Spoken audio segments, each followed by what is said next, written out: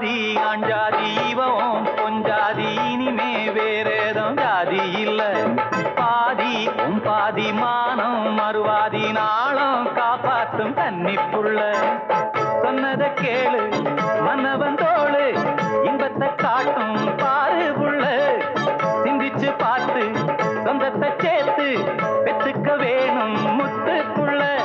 நீதான் இல்லாது நேரம் செல்லாது சேரு எப்போதும் வீட்டுக்குள்ள